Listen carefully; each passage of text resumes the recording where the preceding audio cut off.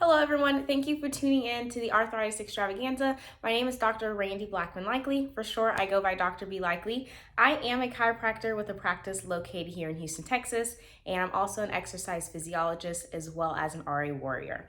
And I actually work with patients and individuals one-on-one to help develop a workout plan along with a personalized vitamin or supplemental program that's tailored to that body and also tailored to your specific goals.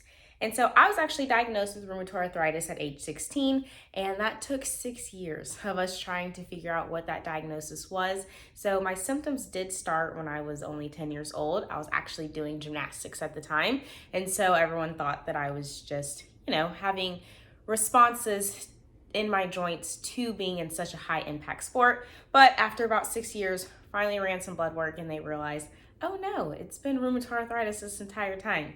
I do have a husband, his name is Matt, and we have a dog named Bear, and we live here in Houston, Texas as well. And just a fun fact that I like to share with people, all three of us, so my husband, myself, and my dog, we all actually share the same birthdays. And yesterday was our birthday, so we had a lot of fun celebrating that as a family. So I wanted to get into my workout journey before I actually talk about advanced exercises for arthritis. And this topic will be about advanced exercises. I believe that there was already a beginner's type of exercise talk that was talked about. And so I'm touching on whenever you kind of are able to take your exercises, or if you're really wanting to take your exercises to a higher type of level. So real quick, my workout journey, I grew up athletic. I did gymnastics, I did basketball, and I also did track. I went off to do track, which actually I was a triple jumper, in college at the University of Alabama.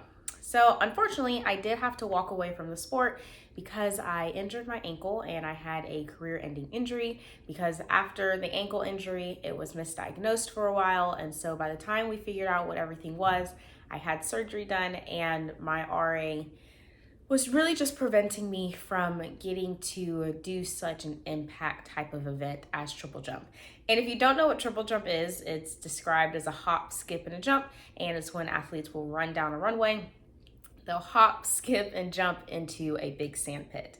And so actually, once my career-ending injury happened, my RA just got out of control. It was like my last year of college, my RA just ramped up and it became severe. And so I actually did not work out for 2 years.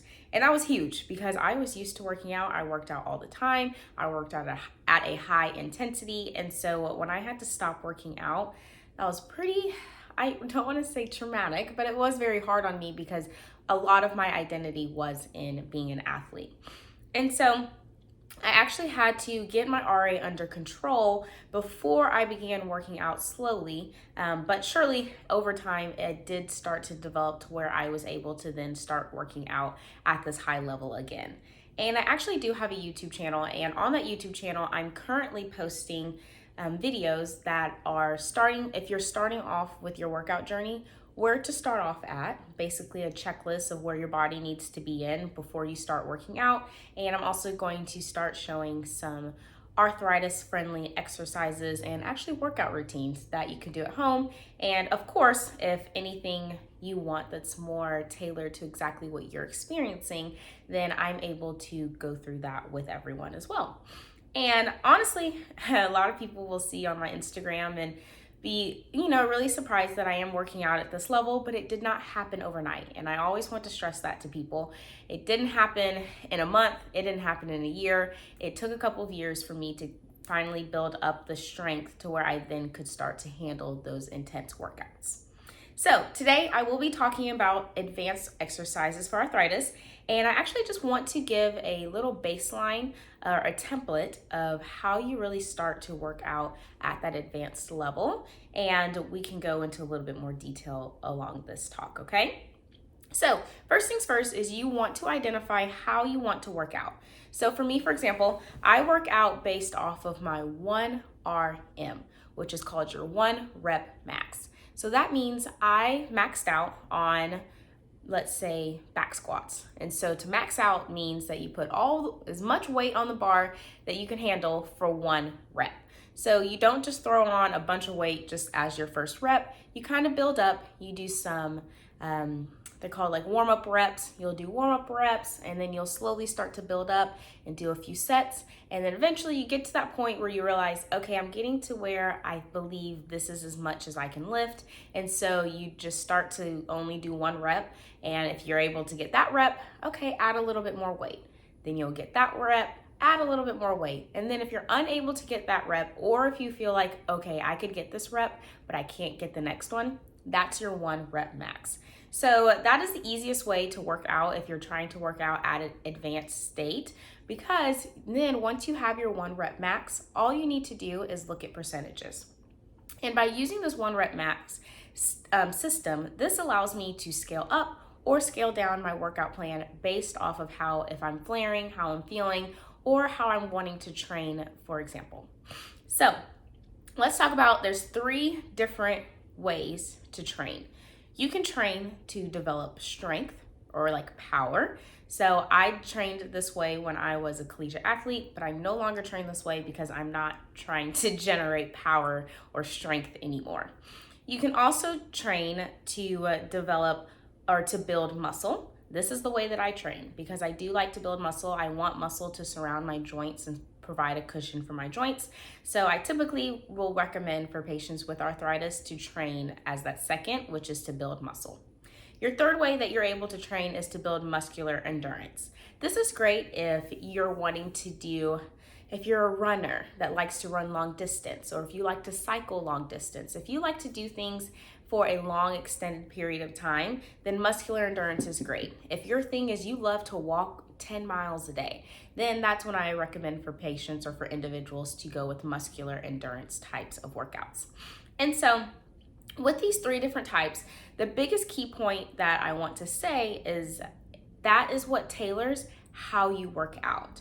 So you either, if you're trying to develop strength, which is what I did when I was an athlete, you would perform low reps, but with heavy loads.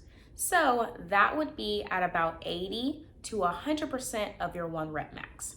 So let's just make it easy. If my 1 rep max is 100 pounds and I'm wanting to develop strength, then I'm going to do very low reps, but I'm going to lift like 80 pounds with each of my set.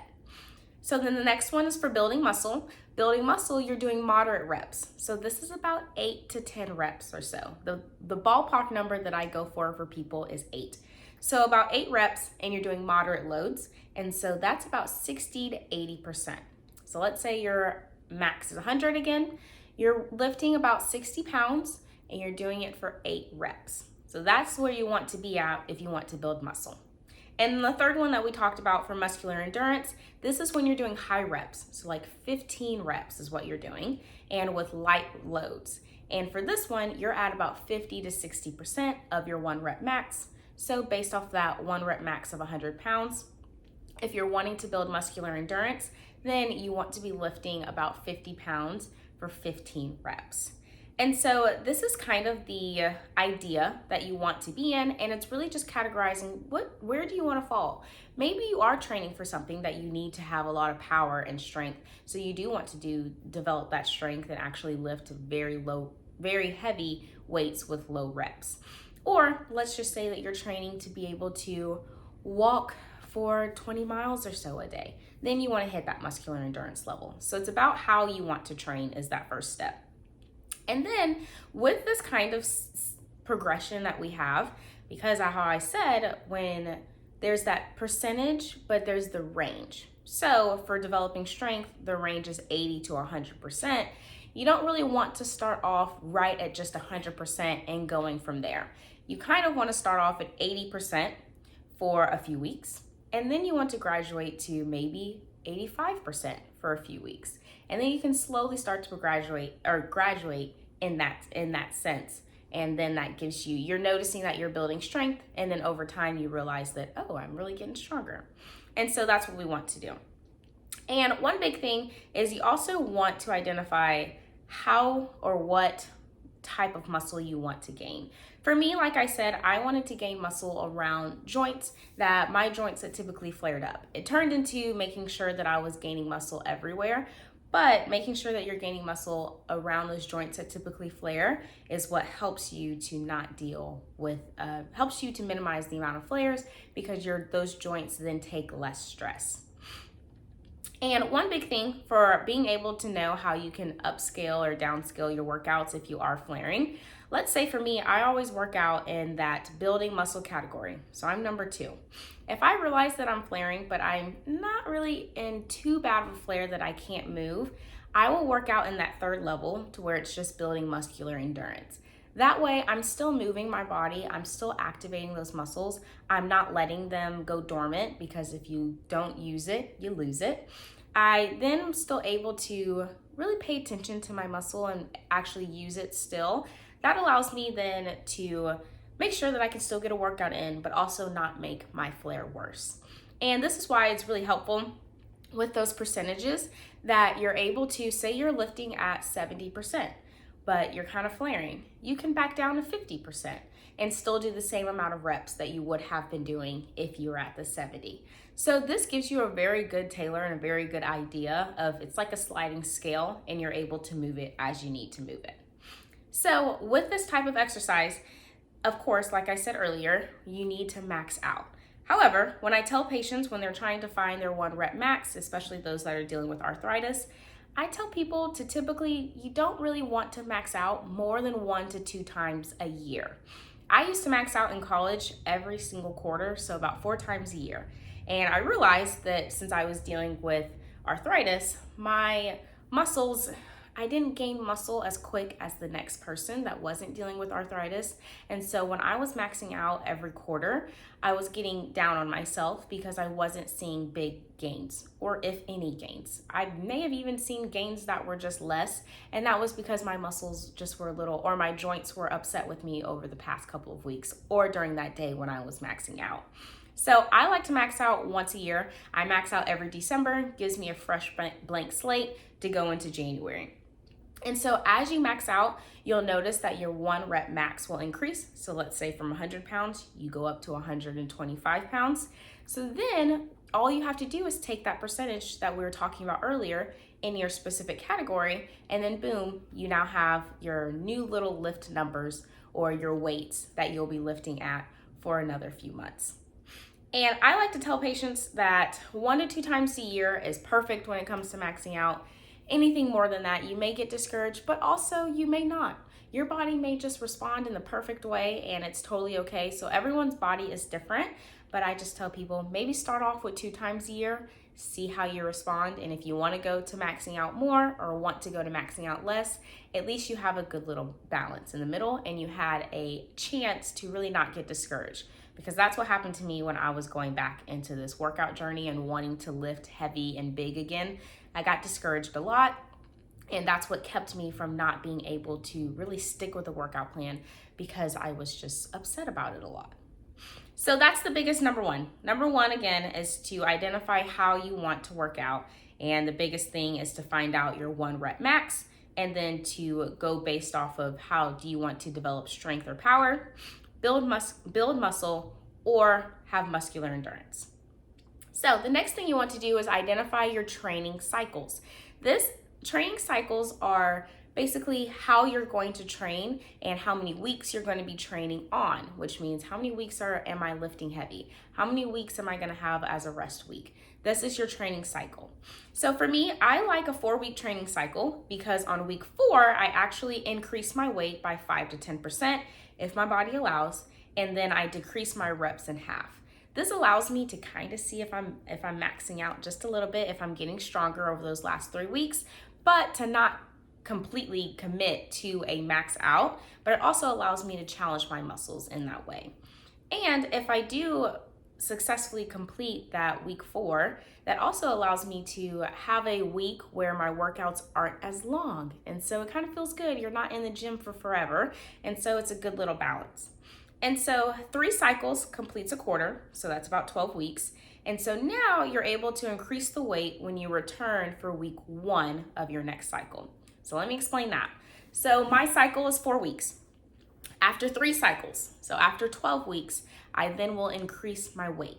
So let's say I was lifting at 50% for those 12 weeks. After that 12 weeks on week 13, or at the start of my 4th cycle, I then will increase my weight by maybe 5 or 10%. Probably 10% is normally my go-to. So now I increase my weight to 10%, and this allows me to stay on track with your muscle isn't going to build or isn't going to adapt unless you are progressively loading it, which just means unless you are adding more and more more and more weight to your workouts, your muscles aren't going to get stronger. So you don't want your muscles to get used to what you're doing, because then it'll just stay in that position. So this allows you to really see it and gives you a chance to have that full week to really just take your time to notice that, oh, I'm getting stronger, and it gives you that encouragement. Also, by doing the 12-week cycle, I take a week off. So after 12 weeks, I take a full week off. I just do recovery, or really, I might not do recovery. I just relax, go for walks, go for bike rides. I just do more of like just fun things where I may not be going exactly to the gym or exactly where I work out. But this allows me to just have a rest week in the middle of a quarter, and so allows your body and your mind to completely recharge. Also, in my training cycle, I identify what is my recovery or rest day. For me, I like to have a rest day or a recovery day in the middle of the week, as well as on the weekends. And I will be posting on YouTube probably by the time this is live. I'll have on YouTube one of the recoveries that I love to do, that I actually do at the start of workouts, the end of workouts, during my recovery days. And it just helps to keep the body moving, but also helps with some soreness and just a relaxation, and to give your body and mind a break. So those are really the big 2 things. How do you want to work out, and what are going to be your training days?